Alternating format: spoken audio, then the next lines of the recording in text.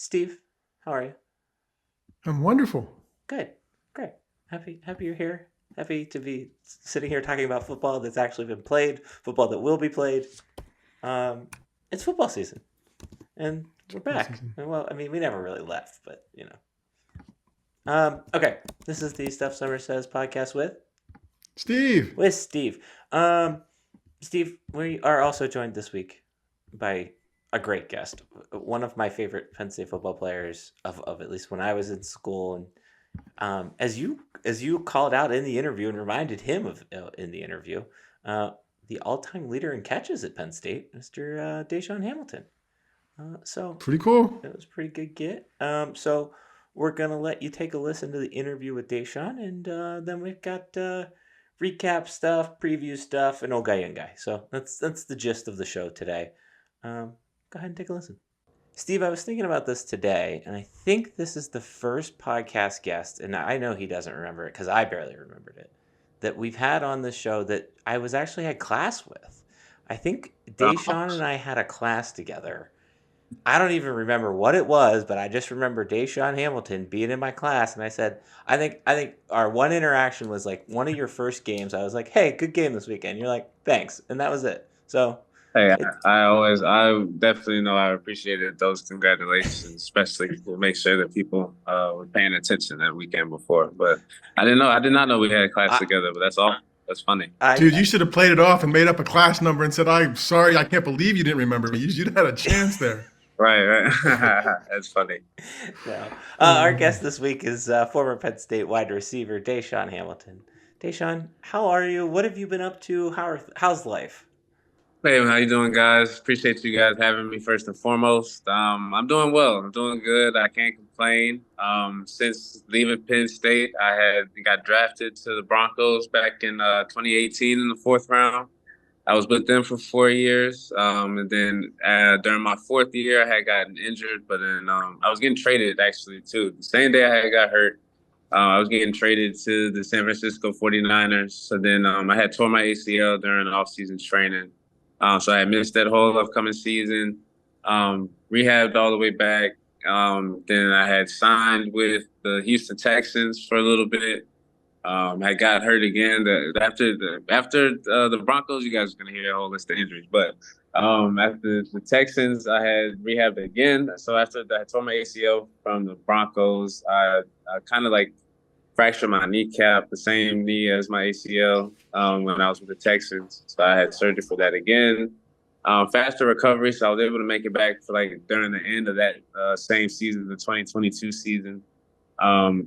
Signed with the Dolphins during the end of that season because I've been currently stationed, been living in South Florida and Miami for like probably the last, honestly, since I got out of cold Penn State. I've ran all the way down here to warm Miami, but I've been down here for the most part ever since, every off season, besides living in Denver and Houston and things like that. So now, yeah, signed to the Dolphins. So I was already home. I signed with them at the end of that season, finished the season with them, but I had gotten hurt again. At the end of the season, the same week they had lost in the playoff games to the Bills during that 2022 year. So then I had to have another surgery on the same knee, kind of the same little complications that I had with the fracture from beforehand with Houston. Had another surgery, rehabbed all the way back from that. And then was working out, just staying healthy all this past season, this past football season. Was rehabbing obviously last summer, last off season. Finally got back healthy. Had a workout this past March. Now we're in 2024. Had a workout this past March with the Buffalo Bills, kind of coordinated at the same weekend as Penn State's Pro Day. So I was actually up at Penn State in March. I participated in the Pro Day, so I threw with Drew, Theo Johnson, other guys that came out, Daquan Hardy, forget a lot of other guys, King, all those guys. But I had worked out up there.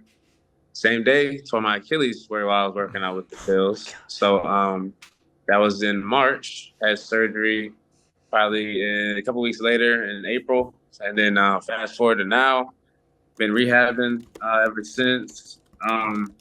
Yeah, basically just a long gap of rehab for like the last 4 years. I still have aspirations to play though, 100%. I don't know if you guys basically remember me from back at Penn State. I just love football. I really can't think of doing too much things else, at least while I'm still at this young age for the most part. But yeah, still have aspirations to play, still have dreams to play, get back healthy. I'm now 5 months post surgery, back jumping, getting ready to start back running. So everything feels back normal. I told myself if anything felt a little different, a little off during any point of this rehab, then I'll obviously think about the next chapter, next steps. So luckily, I haven't had to think about it at least even further now because I'm feeling good, feeling healthy, walking around, moving pretty smoothly. So God willing, next season, give it another try, do whatever avenue it'll take for me to get back to the NFL. But yeah, so like I said, still been living in South Florida. Aspirations to play. One exciting thing I did recently was go to the Olympics with my family. That was a lot of fun. Went right before like the elimination rounds with Team USA basketball team. So, for me and my family, big sports fans. So I just wanted to take them over there, and that was my first like real family vacation. I was able to take them on too. Obviously, as being an adult, so I was really excited. I was really thankful for that part for the most part. But yeah, so.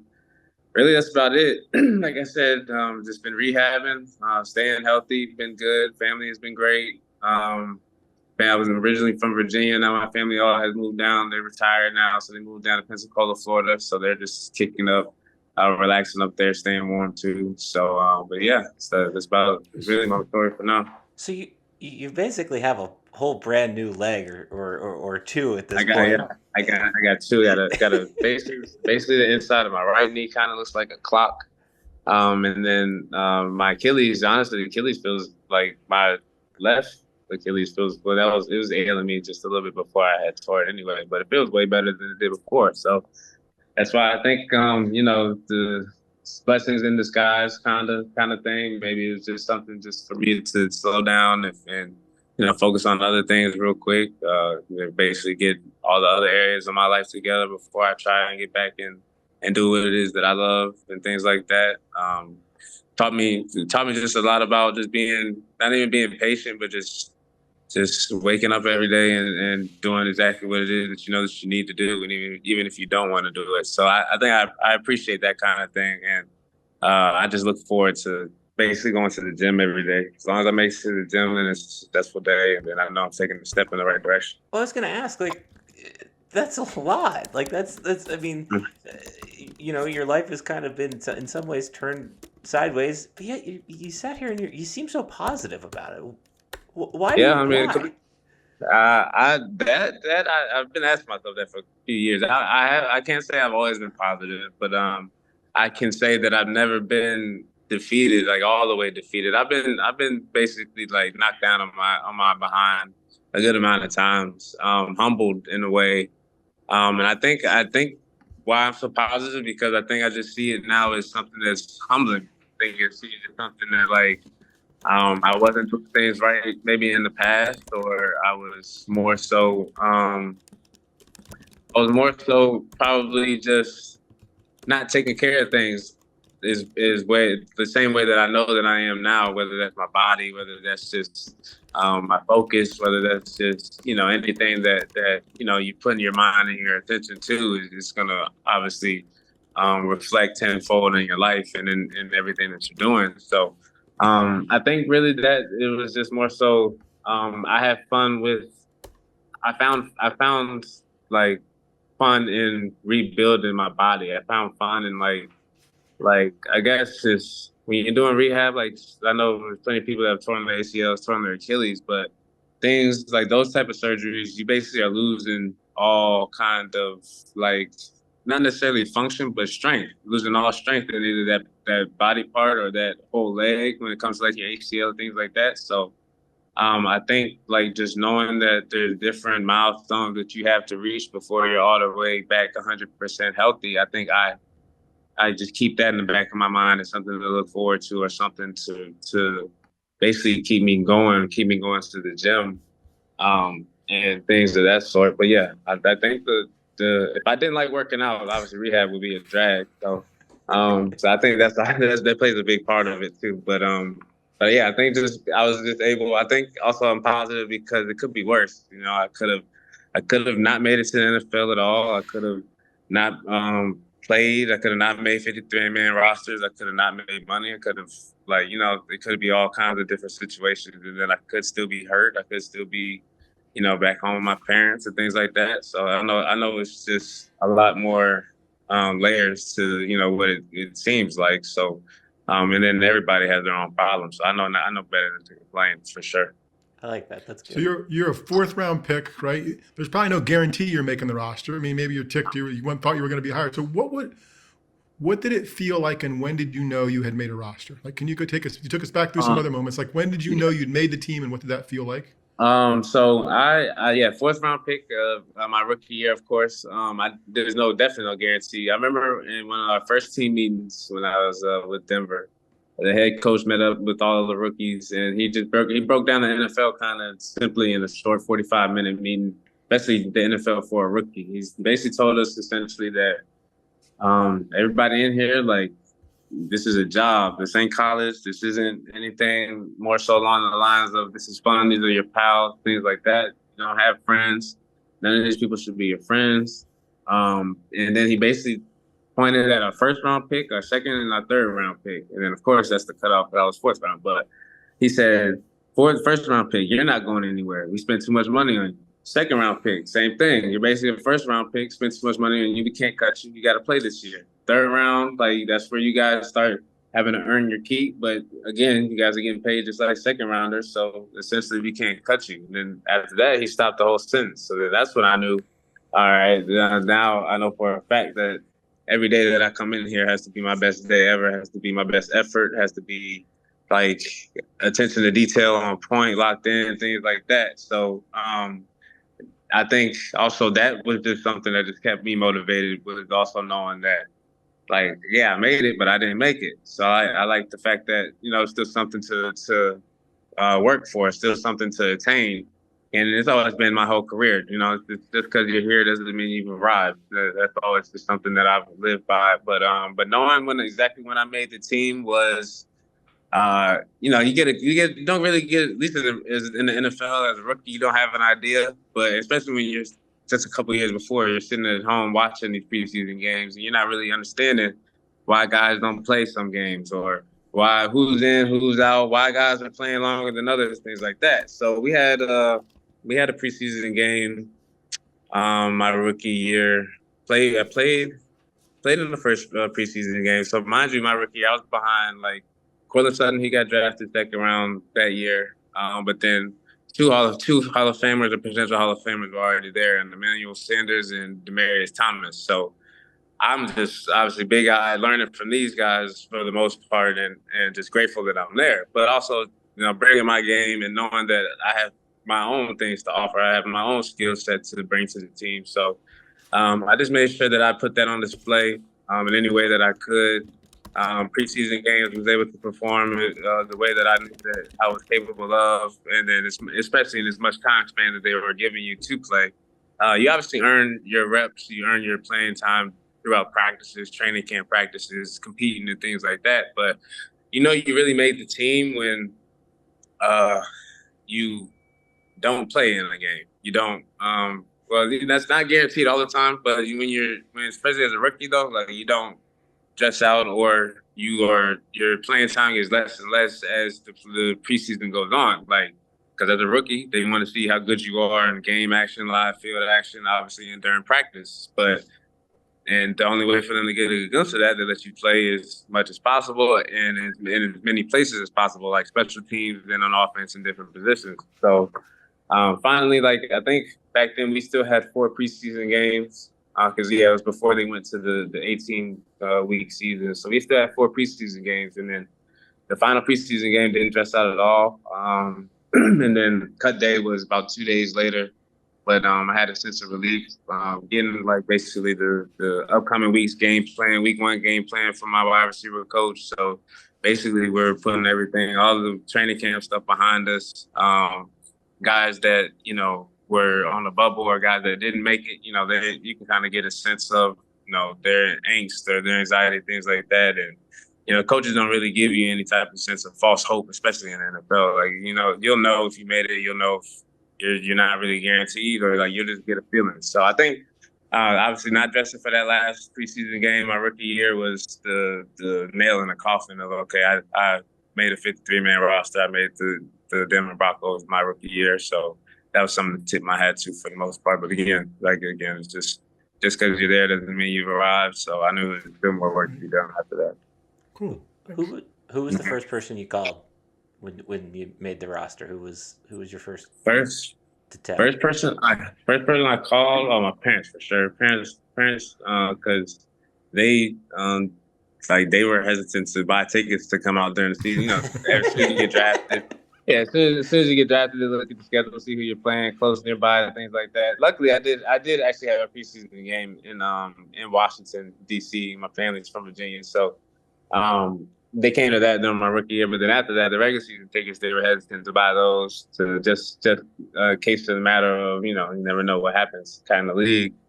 So I called them, and then they were like, okay, yeah, they were very happy for me. They were very relieved.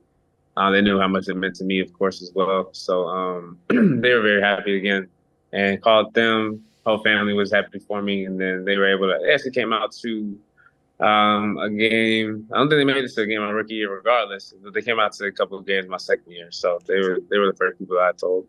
That's awesome. Nice. I want to ask you about some Penn State stuff specifically. Cool.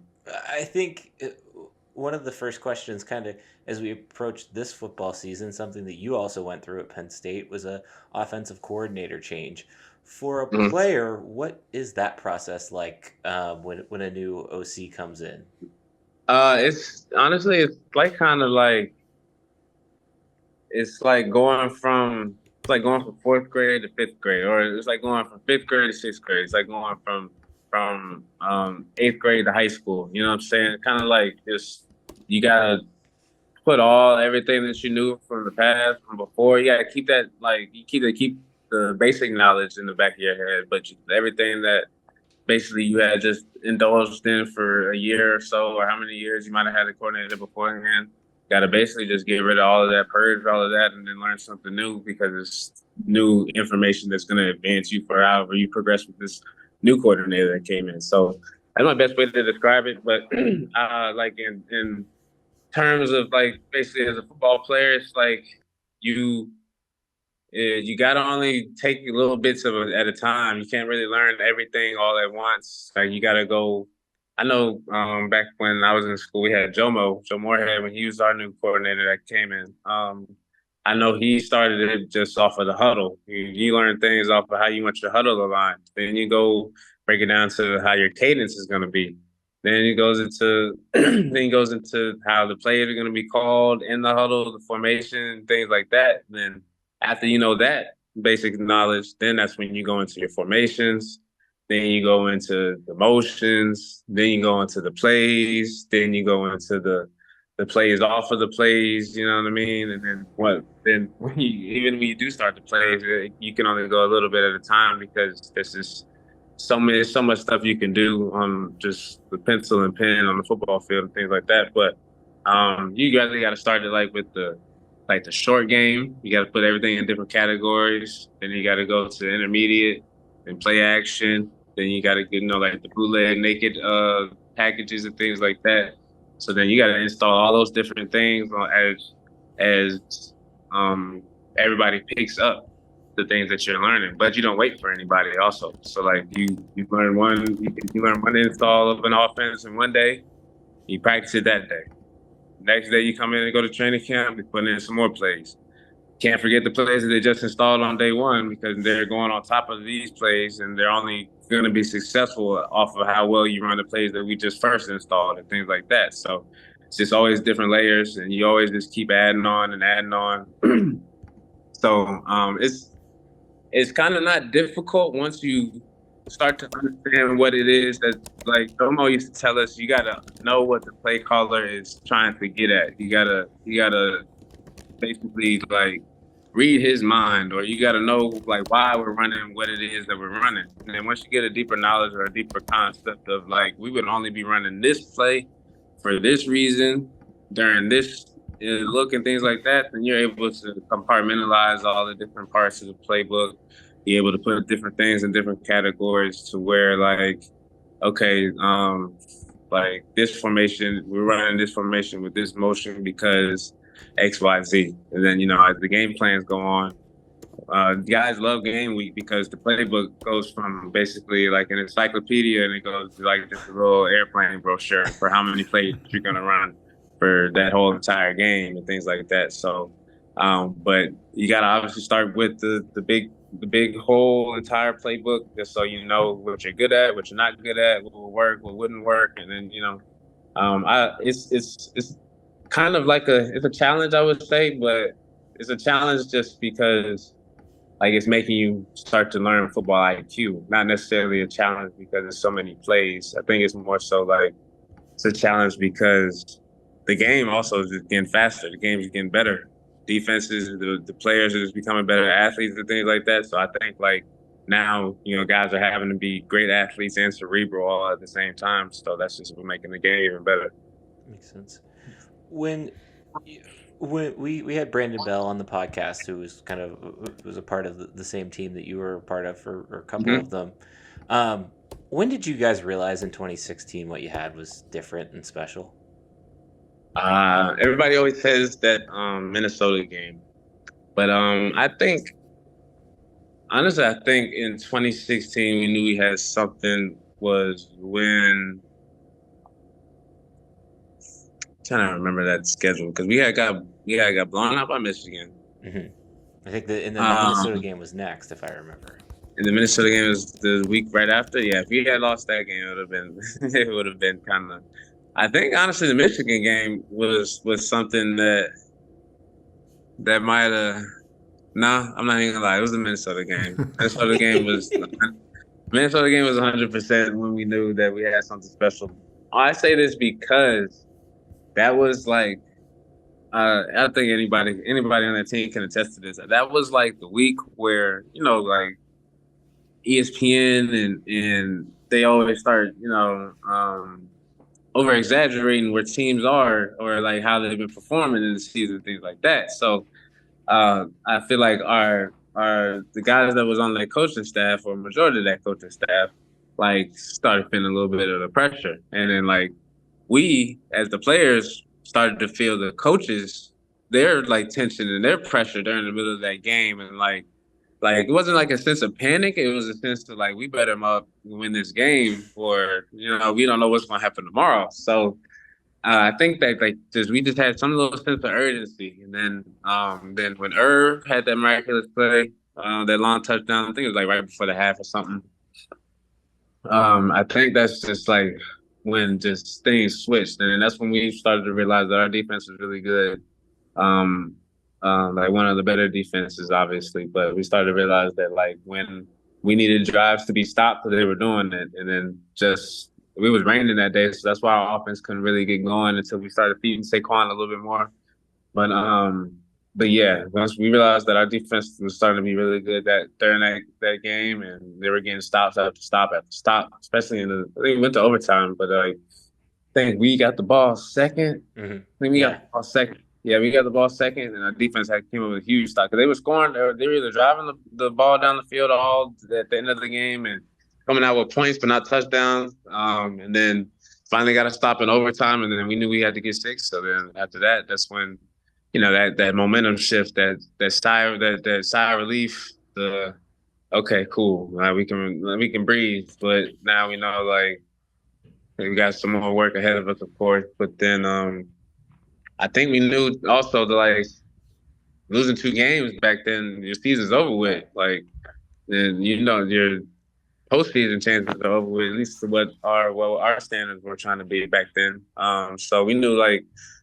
If there's the players lose 2 games, we know that it's not going to be good for us in terms of where we wanted to be. And then our coaches, we knew they lose that Michigan game the way that we did, and we lose to Minnesota how we wasn't supposed to. Then we know also that like things ain't going to look too pretty for them neither. So I think we had a little fire lit up under us when we had our backs against the wall, and from there we just were fighting our whole way out until we saw the Big Ten championship. Honestly.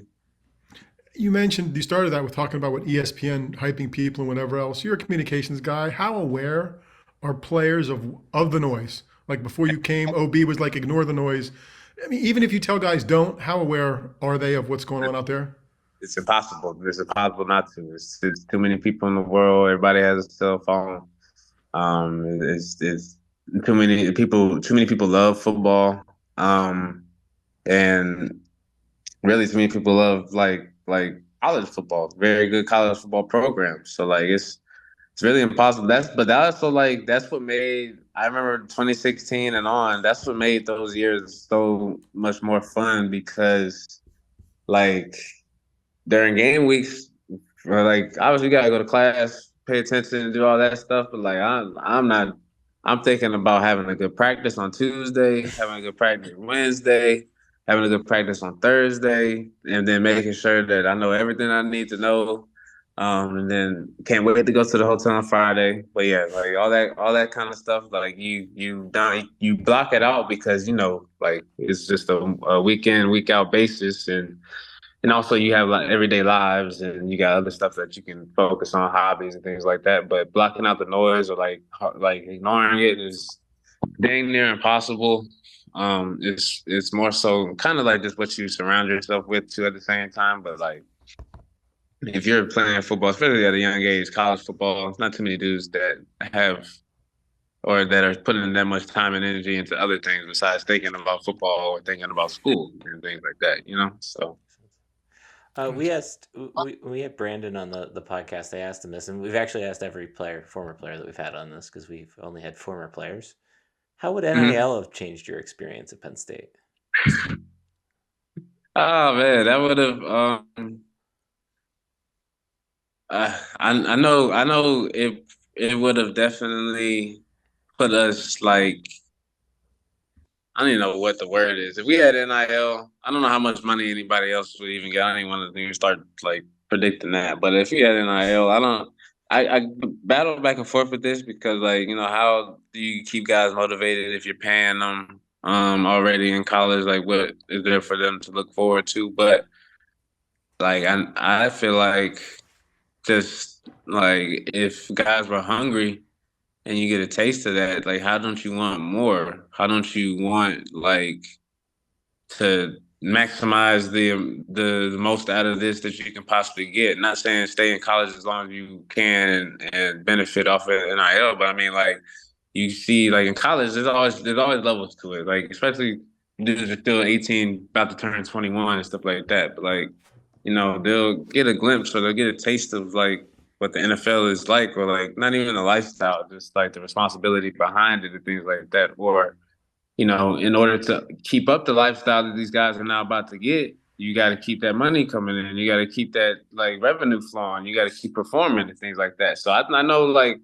at least for me, like I didn't play football for money, but like you getting paid money in college, like to play football and things like that, I know that it would have brought a whole another level of excitement.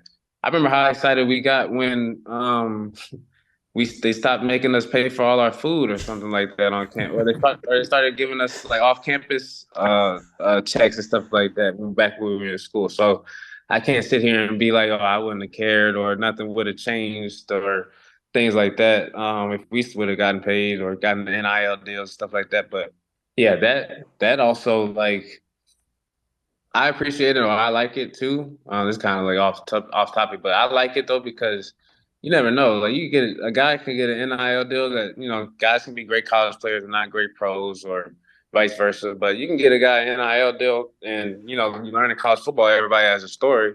You can get a guy an NIL deal that'll change his family's life, and he don't even have to essentially go to the NFL. Or came from a situation where like he was never going to get an opportunity like that if he went to school 10 years ago. He had to go to the NFL, or you know what I'm saying? He had to do something to be able to bring that money in, of course. So now the guys can get paid earlier and can help out situations because guys just, they see college football as a way out for still a lot of guys in this day and age. Seems like everybody has money now, but still, I know there's guys out there that have their own stories and have their own things behind them or keeping them motivated. So yeah, that definitely would have. We might have won a national championship if we got NIL deals or something like that, because Bama's was getting paid all the time back then. Ohio State, those guys are getting paid. They had tattoo artists and all kinds of stuff. So you never know. We might have just had that little bit of spark lit up under us too if we started getting paid like that too. That's good. I'm That's good. curious, in today's dollars, how much is if a healthy DaeSean Hamilton in college, if he's playing this year? I mean, and I just because I have no clue. How much is a healthy wide receiver worth? You're closer to it than us. A healthy, productive Division I receiver is worth how much in NIL And money don't these days, do you undervalue think? yourself because you were a brand. Uh, There was Skeeter Mills and You know nobody's caught more there. passes I than was you here, saying so I mean, feel free. there was I think DaeSean. Like you were a I think brand. you're right. You absolutely. I do sometimes tend to forget. It's just because I'm telling you, it looks like everybody's rich now. But I'd say I'm kind of leaning on the humble side because I was not the best player back when we were back hooping and things like that though. So, but a wide receiver, um, the healthy DaeSean Hamilton. What are guys getting? I know guys like quarterbacks is probably getting what like it's six figure. I would say I'm right around 100K for the year. I'd say. Okay, I think that's I give fair. I I, just didn't have a sense. Okay, I give thank you. myself 100K for the year. I Okay, mean, I think thank that's you. fair because going back to like our opening of this conversation, like you were a brand. Like you very much were. Like you would walk into a class and be like, "Oh, that's DaeSean Hamilton." You would see you walking around. Yeah, Like it was the just hair. Yeah, like you I had had your the hair. hair. You had your hair, of course. Yes, that too. Yeah. But like Uh, I think that's And fair. I had seen it, and I had seen it before. I had tweeted this about a couple months ago. I was like, I do remember seeing number 5 jerseys in the stands back after I had my couple good years, and back when I was playing at Penn State. When jerseys were starting to allow to get sold again and things like that. So yeah, I give myself. And then after the record got broken, yeah, I give myself 100K Okay, for the all right, year. that's fair. That's Okay, fair. good, thanks. All right, we'll get you out of here. We have 3 questions that we have to ask you before we get you out of here. They're quick. They're quick. I Cool. promise. What's your go-to creamery ice cream flavor? Chocolate chip cookie dough. Oh, that's good. I like that one. I like that one. Mm-hmm. Okay. You are the czar of Penn State sports for one day. What change? What role? What are you doing? What's your one Mm. thing? Mm, mm, mm. I am. I am. I'm taking one of the sports venues and I'm putting it in another one. Like if we're playing like a hockey game, putting it in Beaver Stadium or Okay. something like that. Or if we got like a football game, put it like on the old main lawn for a night or something like Ooh, that. that'd be Something cool. fun. Yeah, I always thought about like I always would picture like what would it be like if the like we Penn State with a dome, you know what I'm saying? Or if we had something like that. So I would Okay. think different ideas. I like that one. That was very, yeah. All right. Last one. Last one. You're back in town for one night and one night only. What bar are you walking into? um, because I've been back for one night only, and I did not enjoy the places that I did. Champs. I'm going to Champs. I'm Okay. going to Champs. All right. I'm going to I think Champs. that's a good Yeah, answer. I think that's a good answer. yeah. I'm going to Champs. All right, DaeSean. Well, thank you for joining us. This was awesome. Wishing you all the best. This was Yeah, good catching up with you. yeah. Great catching up. Great seeing you guys. Great to hear you guys got a nice little show, doing good and well. Thank you. Thank you very much. Yeah, appreciate you guys for having me as well. Cool. Steve, I remember DaeSean being around campus and like when we were on campus together, and I genuinely him being a positive guy, and like he's been through kind of hell and back between all the knee stuff and all the leg stuff, Achilles stuff, and he's so positive. Like he has such an upbeat look. I appreciated that. I appreciated that part of the conversation and his openness and willingness to share that with us. I thought that was great. And as you kind of called out before we kind of started recording, this part, he gave us a number. Somebody gave us a number of what they think they would have been worth. I think that's fair. I think that is a fair rate for what probably I mean, on that offense, he's probably the third or fourth most popular player, but behind Trace, Saquon, and Jasicki being kind of the third. Like he was very well known at that time, so I think you could make the case for a third. I think he's worth $100,000. Like I think that's interesting, and I think it's good that he knows his number. Yeah, I thought it was great that he knew his number. Also, hey, he knew that their perception wasn't, and I guess that's the reality, right? Other people were getting money before there was to be money at other schools or whatever else, which is always great to hear players say that kind of stuff.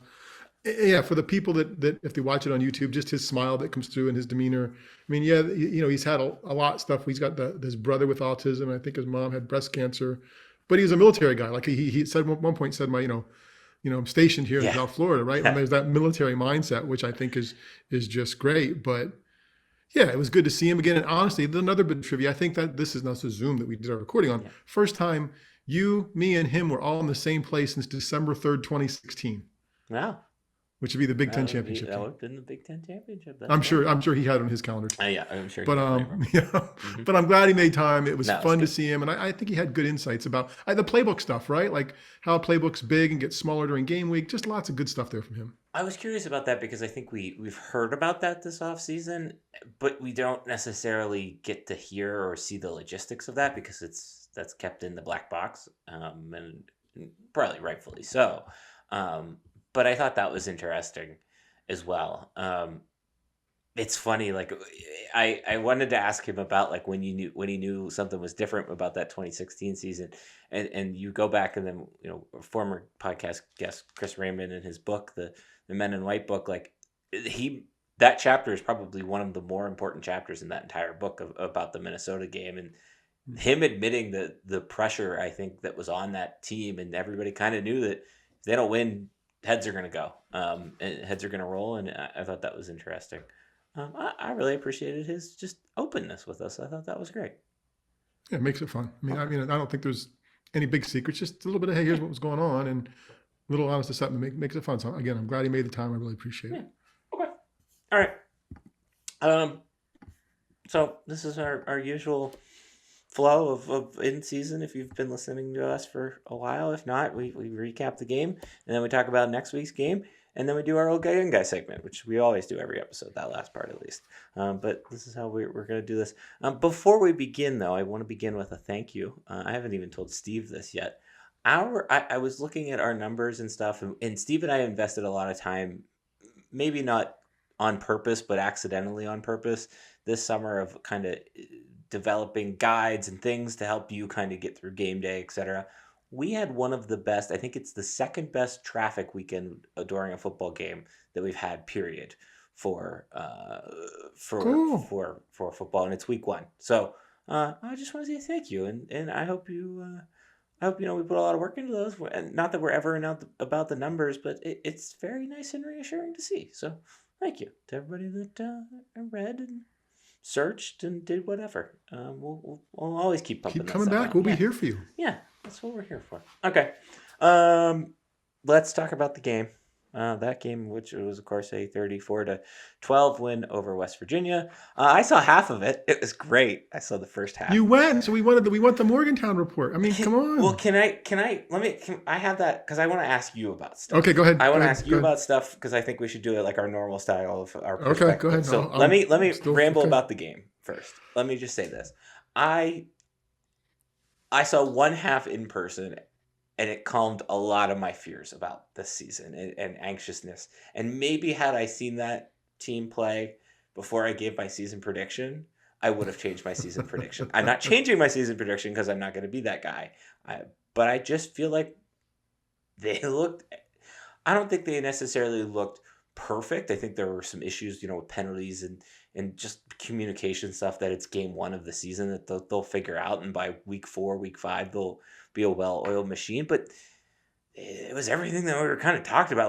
Like there was not anything that didn't live up to the hype in the preseason. And I felt confident. I thought Drew was probably Drew Aller's best game, the Penn State quarterback. And I think that defense is, I've talking to people, reading, etc. Like I kind of had figured this defense was going to be good, and I think it can be just as good, if not better, than last year's, which is probably one of the best defenses of my lifetime, Penn State. So that's my technical X's and O's explanation. Anything you disagree with there?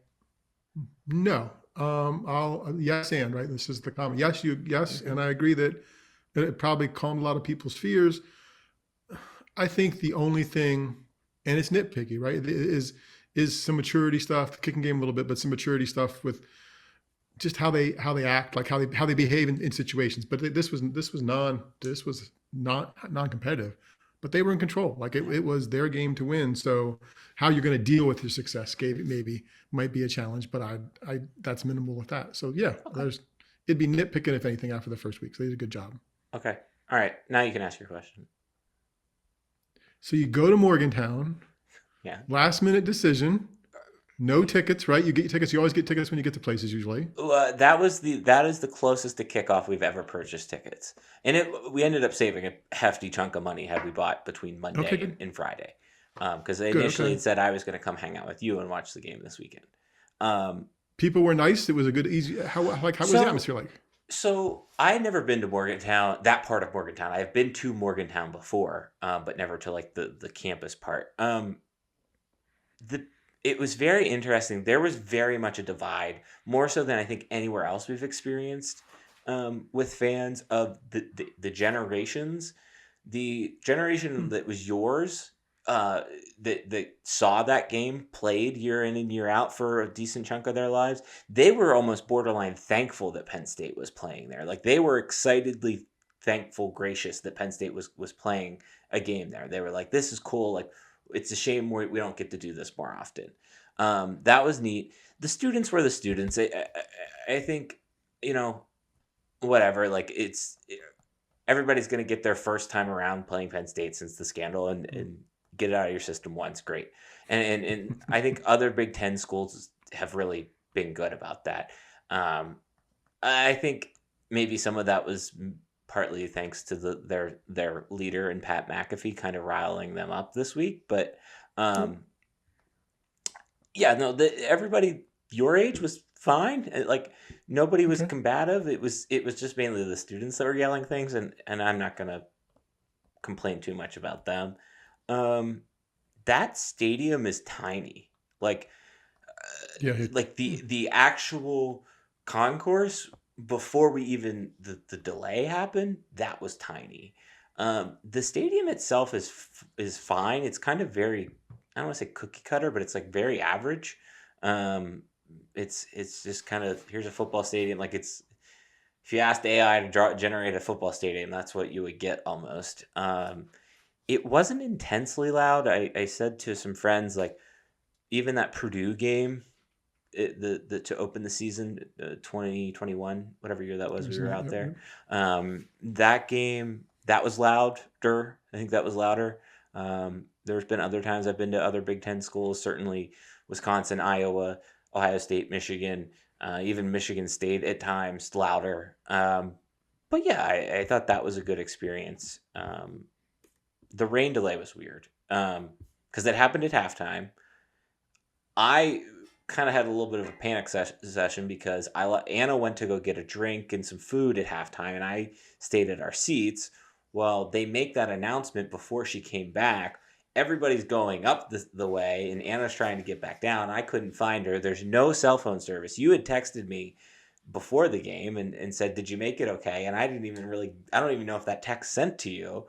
And then I called you later in the day, and you're like, "Oh, I thought you were dead or something like that." And so we Sure found you were. Anna, reconnected, but the rain delay situation sucked. Like it wasn't as bad as Michigan State, but it just sucked because you were crammed because you enter the lower bowl at the top of the lower bowl. So there's not really any wider overhang. It's all just the end zone overhang. That's the only place you can really hang out. Um, So, but it was like you got to get back to the dogs, right? So you got the second part on radio, which right, was or streamed, right? right, Basically, yeah, so you got two good yeah. It experiences, was right? You good. I mean, experienced the game live, and Steve and Jack are always good, and you wrote about that. So yeah, I mean, I'm glad you got there. Like, I'm glad when you went, you said you were going. I'm like, how's this going to go? But the fans thing is insightful, and I think you're right. I think older fans are probably like, it's good to have a rivalry back. It's good to have something we're familiar with, something that we grew up with back. You know. it was starkly different than Pitt. I think Pitt, everybody was kind of nasty that first go around. The Mhm. second go around, it was just pretty much the students. It was different than that. I mean, nothing will ever be as worse as that first Rutgers year. That was terrifying. No, Um, and West Virginia's hatred is at Pitt, right? And Pitt's hatred is with right. us. I mean, that was always the hierarchy of that thing. Like West Virginia didn't like Penn State, didn't think didn't thought they were better than us, and better than us on the football team at times, but couldn't beat us. But they didn't dislike us with the vitriol they have for Yeah. Pitt, just like Pitt has for. So yeah, Yeah. I thought well, that was that's good. interesting. Um, I went back and watched the game, as I always do. But how was the viewing, or how did you consume the game? How was your With a experience? group with the group together watching Fox, so the sound was in and out in terms of being able to pay attention to Mhm. it because there was a room of stuff. But I was just wanted to see the team. Broadcast wise, from what I saw and the bits I heard, I mean I saw it all, but the bits I could really clearly hear, they hit all the high notes. There weren't anything they missed. And I thought from pregame on, like and we watched all of Big Noon, which I don't usually do. From Big Noon through the game, and there was a Coach Franklin interview before the game. It was a Penn State travelogue. Like it Really? was, they could. I mean, they couldn't have. I don't think they could have been more happy with the amount of stuff they got. Gotcha. And actually, I did a peek in on game day because it started earlier, and there's more. There's a couple more shout outs to Happy Valley, video wise, in terms of the hype video that starts game day, Mhm. and even the Lainey Wilson lyrics. There's a Happy Valley reference that I'm not sure there was a Penn State I reference don't think there before, was. and the other one coming to your city kind of stuff. So for Penn State nationally, I thought Saturday in general and the game specifically reflected, put them in a great light, right? And it's good for them. I think the disappointing What news stood of out for you? well, I think I was going to say that the main disappointing news, and it's not necessarily a Fox gripe. Well, it is a Fox gripe, but it wasn't necessarily with the broadcast. No new Big Ten score bug. We were supposed to. It seemed like we were I getting one see. because of all the other sports have it, but except for apparently football, it's still football. I don't know. I appreciate a refreshed graphics package every year, or with some regularity. Um, I thought it was interesting to hear Gus. It was it was interesting to hear Gus call a Penn State game where Penn State was favored and him be excited about it, because the Illinois game last year he was not Yeah, excited about being there. He at least right. there was at least atmosphere to that game, and I think that's why he was excited to be there. Mhm. I thought he was fine.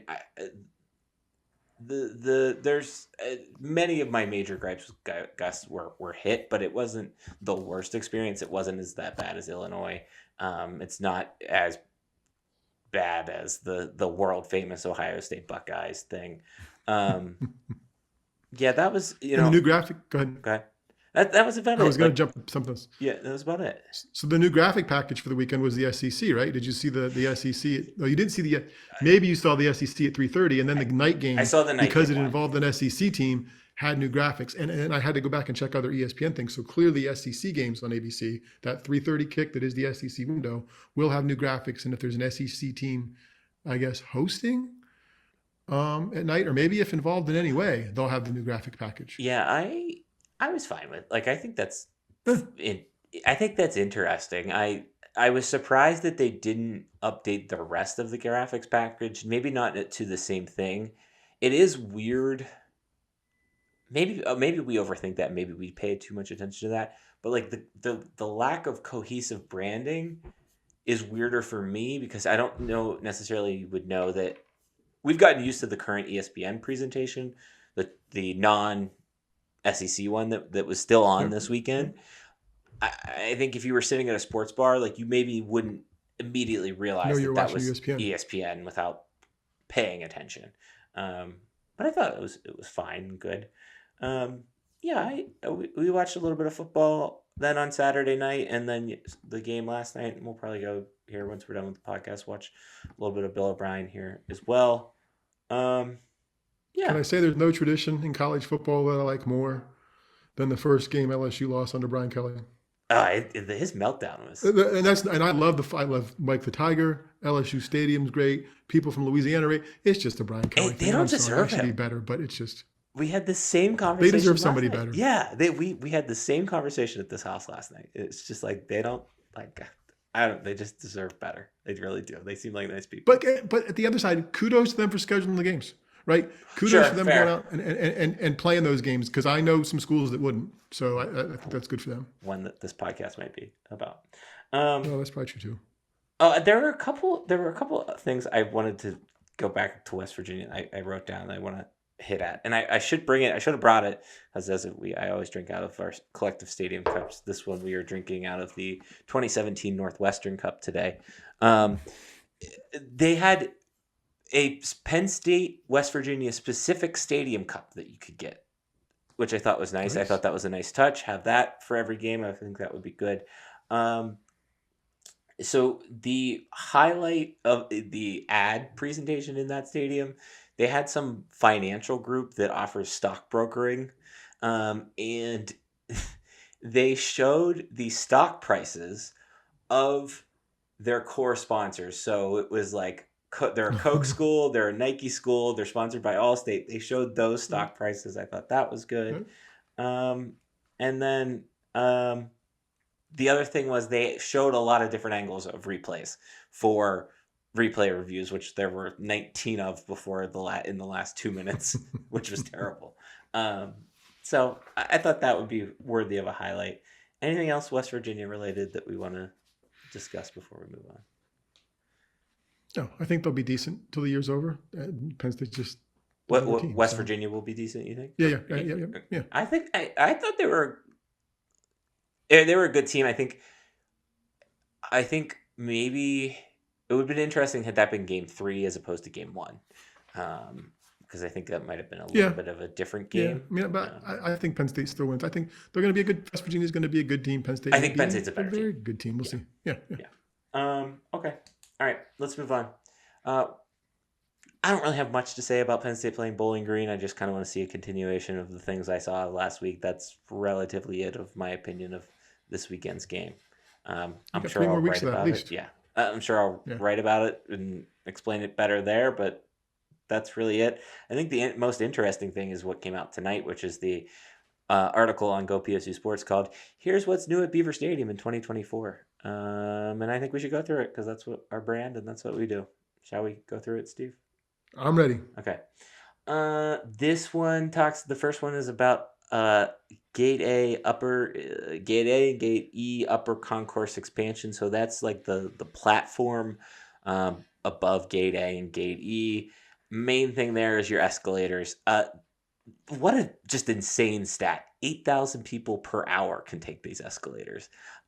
How do they measure that? I'm so fascinated by it. Well, I don't think it's going to be per hour this Saturday, but yes, per hour when they're up and working. Yes. Well, yeah, and they're not operational. Very bold italic font here says not operational till Illinois game. I thought that was interesting. Some other Gate F expansion, which is great because Gate F is the gate that I usually walk in through. So hopefully that can they can improve that. You had mentioned something about that this offseason about them making it a little bit bigger or wider. We just drove by it. It was up. But that's the one too where you're going. That's the part of the release where it talks about coming into there before you go through the security piece of it, right? You're going to go through the gate with your ticket before you go through like the magnetometer piece. Oh, yeah. They've basically extended the footprint there, which is great. But I'm curious. It's curious to me that the safety folks were like, yeah, okay, sure, let them in before we scan them through the things. Which goes back to my age-old thing that I'm not sure those stupid things are doing anything anyway. But yeah, I mean, I think it gets people in, gets them off the street, right? Not that anybody's on that street, but they're trying to expand that footprint of the place to give you more of a venue thing going on. And Pat Kraft said last week on the coaches show about trying to do that and make the stadium round in some ways, like kind of help close in the sound and like those egress points up top, right? So you can actually walk around as opposed to going up and down and over and whatever else. So these things are things that get to that. So yeah. Let's stop there and discuss the Pat Kraft comment. He said there were 2 events that Penn State missed out on because the stadium wasn't good to go, and they went to Columbus, and he was upset about that. So I think the first one definitely is the Stadium Series game that will be the Blue Jackets and the Red Wings out there. They're trying to do like the Michigan-Ohio State thing. Mm-hmm. I can't figure out the second one. The second one was either a Billy Joel and Stevie Nicks concert, but that doesn't make any sense because they just hosted Luke Combs. So unless there's something in the rider for Billy Joel and Stevie Nicks that they need to have X number of premium seats, I don't know. The only other one that I could find on a quick search was there was a preseason European soccer game there. I think Man City and somebody else played. And I was told, and I don't know if this is true, so maybe somebody else there can kind of help us get this answer, that Penn State Beaver Stadium isn't wide enough to hold a soccer Soccer. stadium. That's what was always my understanding too. So I don't know about that one. And yeah, he said about it was the not having enough premium seating or premium areas for the events they missed. And tying to my old guy, young guy, I'm like, yeah, okay. And you still had 73,000 people for the concert that you liked and did well with. Yeah. Like I get it. There's a point. It's kind of like James Franklin. It feels like Pat Kraft is in James Franklin when he got here mode of, hey, our facility isn't good enough. Hey, we have to do this. Hey, we have to keep up. And I get it and I understand. But at the same time, okay, here's what you got. Right. It's pretty good. Yeah. No. So I thought that was interesting. Okay. Moving down here. Yeah. So that was the new gate entry at gates E and F. Yep. So it seems like it's a little bit easier of a flow. I don't know. We'll see how that goes on Saturday. I'll report back. I think this is the big one, the most important one. New video board improvements. So the South End video board has been replaced with a new video board with improved resolution. I don't know if I necessarily noticed the lack of quality or non-quality on that one because that's all the way at the other end. I look at the north one. That one matters more to me. The ribbon boards located in the north and south end zone have been replaced and increased in size. Yes, because they can put more ads on it. Really, they should put more scores on it. That's what we want. That is what the people want. Give the people what they want. There's also... You'll get it by like the third game. Well, it's going to be longer than that, apparently. Okay? Finally, the super ribbon boards have been installed in the south end zones, flanking the south end zone video board. Please note, the super ribbon board will not be operational until the Ohio State game. They told us we were lied to, Steve. Pat Kraft said that the initial was Illinois. I think we even had to go back and listen to last week's podcast. I think we had you got escalators for Illinois. You're going to get this. I honestly thought the super ribbon board wouldn't be ready for the whiteout. But I guess they're going to, maybe that's their tip to Ohio State is we're going to have it ready to show off. My challenge with all of this is, and I think it's wonderful that they're doing it. I think it's their challenge, not my challenge. It's making it more than operational. It's making it operationally effective when these things happen. Like, I think you're going to, when you go in Saturday, I think you're going to be like, this is cool. They have some new stuff. They have 50 new concession points or something like that, some crazy number, which is wonderful. But there's still going to be stuff, and I get challenges and whatever else, but their job is they're putting on the show. It's got to be on point. And through the years, my experience has been that they weren't on point to like the third game of the season, just because they're figuring it out and doing new stuff. So that's always my nitpicky piece with it. I appreciate the challenges and I understand the work involved. I don't understand. I think I have an appreciation for the work involved. But yeah, like I think that's fans' expectation. If you're going to go to a point in next year, 2 years from now, when the place is smaller, a little bit smaller, a few less seats, people are going to pay more. Then people's expectation should be that all of this stuff is like going to the Billy Joel and Stevie Nicks concert or going to the Luke Combs concert, and it's all boom, boom, boom, boom, boom, because that's what they're paying for. When we've done this podcast and the way we do this podcast is kind of intentional on that, but I think you'll see, like, when we chat next week, the list will be longer next week than it will be in 5 weeks or in by the Ohio State game when this video board is operational.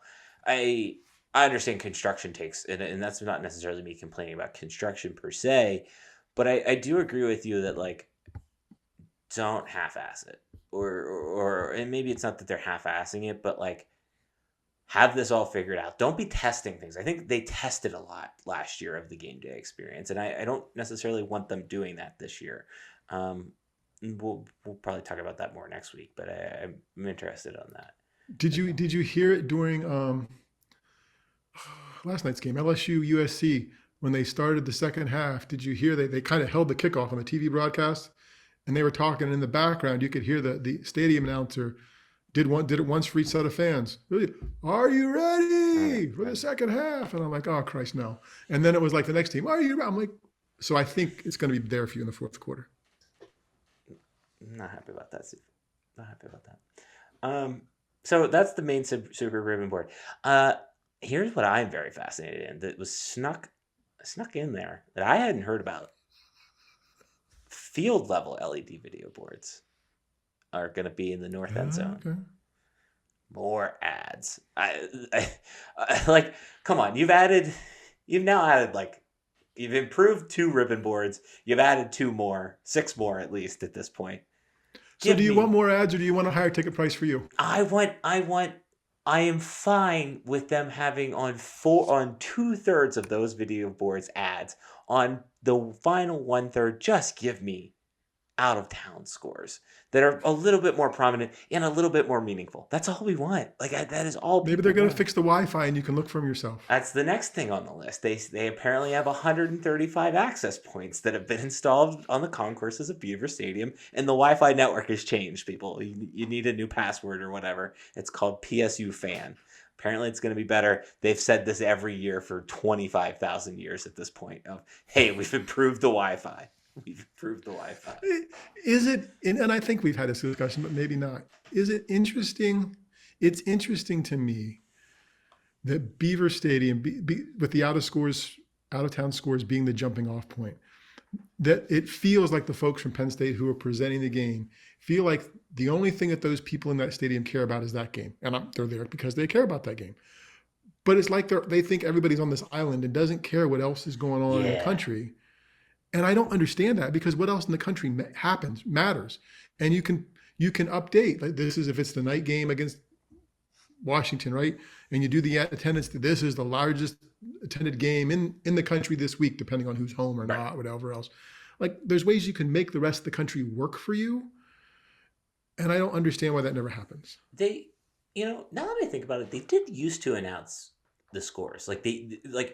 You would go. They did. It's ebbed and flowed. Like the 2010s era, they would announce early 2005 to 2015. They would announce some scores, and that was nice and appreciated. And then the crowd would be like, "Ooh, wow! Like, this team's beating this team." Right. And I guess people weren't as connected then. But I agree with you. I think there's this idea, and this goes back to even some of the other stuff we've talked about of Penn State fans only care about Penn State. That's not true. I'm coming to a game as a fan. I'm coming to a game because I'm a fan of that team. But I would assume 100,000 people in there.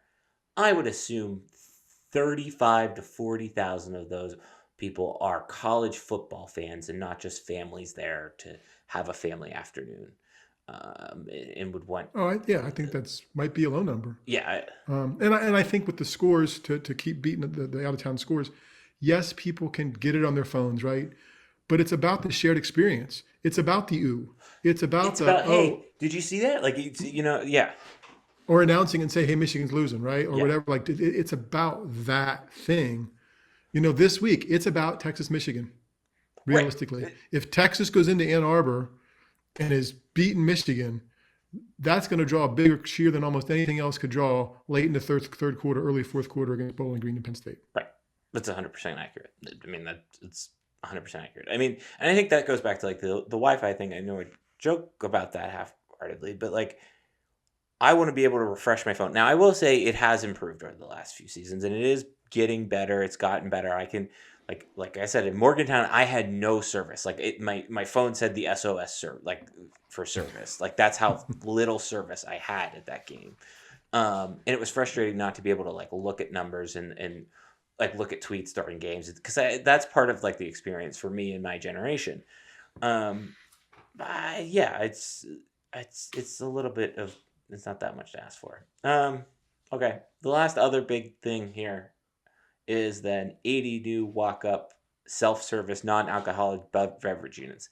What those look like, I don't exactly know, but I'm very excited about them because I think that's the biggest thing that was really missing from Beaver Stadium. Because sometimes I just want to drink. I don't necessarily need the food. Mm-hmm. I do want better food options. We've talked about that before, but sometimes I've particularly for a noon game, 11 o'clock, I'm probably finishing up lunch, walking into the stadium. I just need a drink and, maybe something quick, like a bag of chips or something like that. I don't need the whole shebang. So I think that's nice, and I appreciate that. So we'll see how it goes on Saturday. Good. I'll be excited to hear. Okay. Oh, there is one other thing. I did tweet about this, and it says fans will see improvements to east side restrooms. Now we're on the west side, so I will see if there's still a Beaver Stadium trough. That is the goal of Saturday, is to see But if you don't have there's. time to walk around. You just have to get in a little early. Yeah, I think I'm gonna go in early. I'm advocating to go in early. The rest of the crew is probably not. So, okay, this week's old guy, young guy. This week's Old Guy, Young Guy is brought to you by Beaver Stadium Okay, and Pat Kraft, and okay, it kind of follows on what we're talking about. He talked at the coaches show Thursday night about the improvements to the stadium and what they need to have and I just have, when that topic comes up, I think I feel as old as any other topic as a fan. why? I need a ticket. I need a good sight line to the game.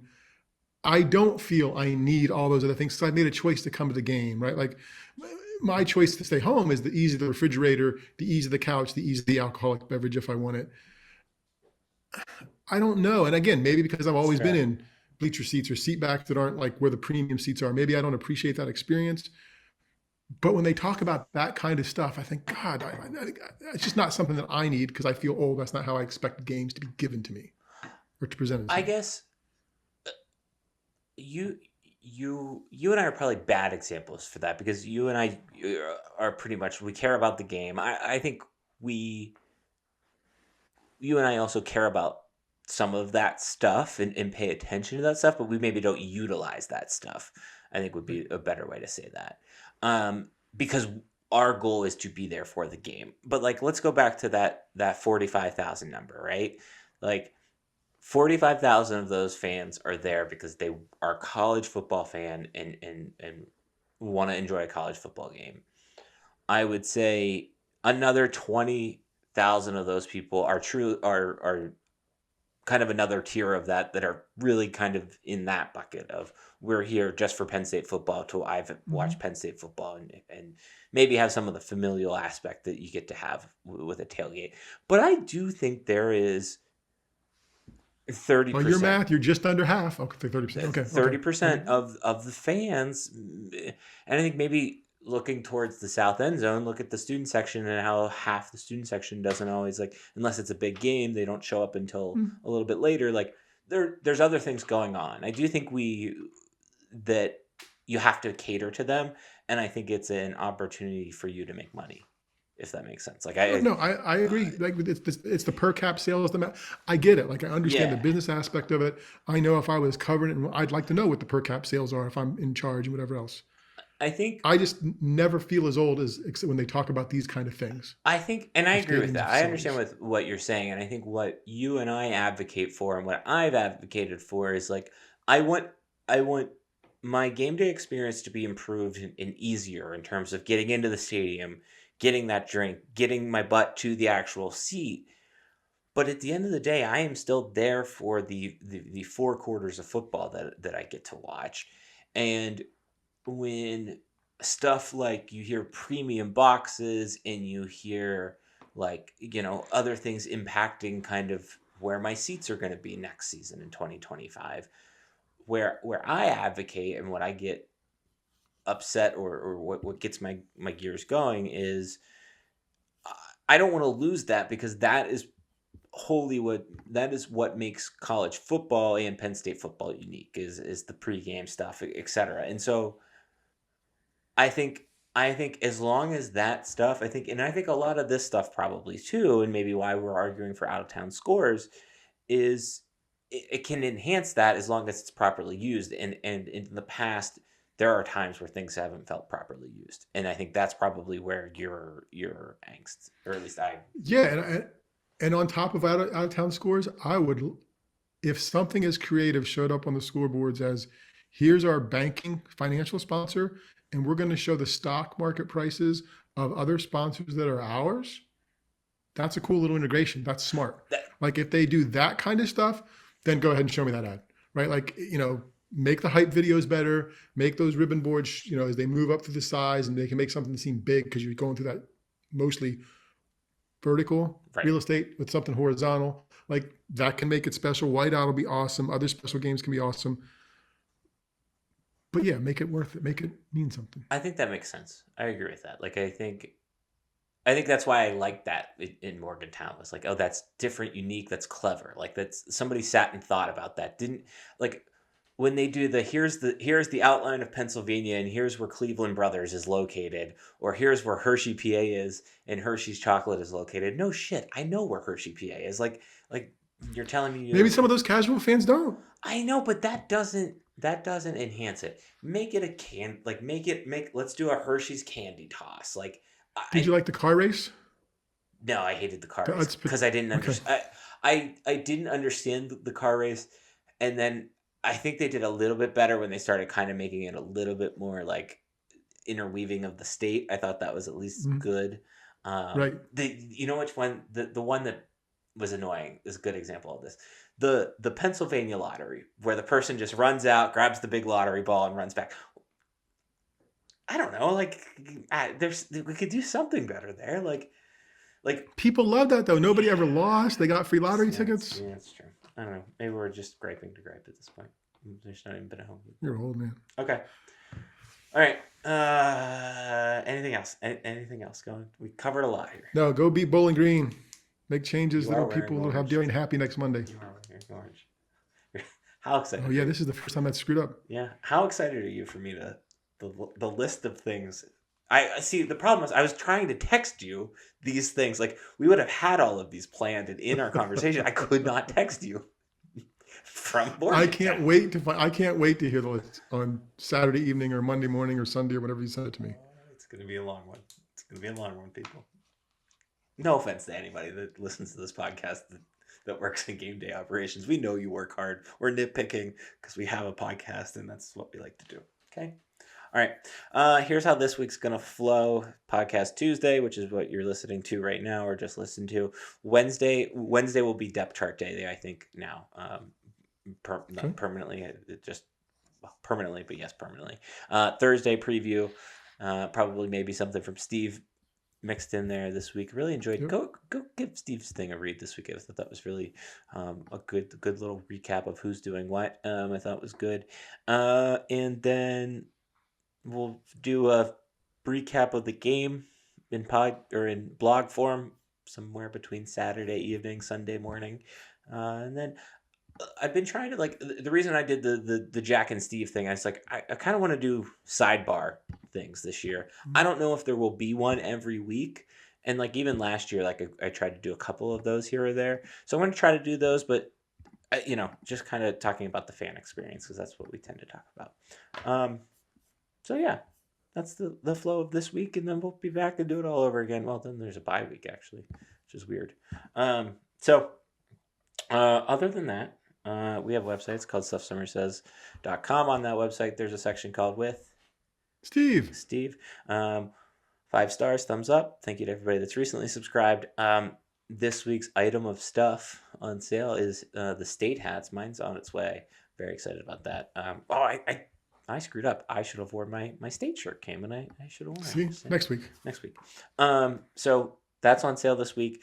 There's ways you can get discounts if you sign up for the email stuff. Do that. 5 stars, thumbs up, subscribe, blah, blah, blah. Email, mine's Darian at StuffSummerSays.com. Steve's is Steve at StuffSummerSays.com. And Twitter handles are at StuffSummerSays, and Steve's is At Steve Samsel. See ya. Bye.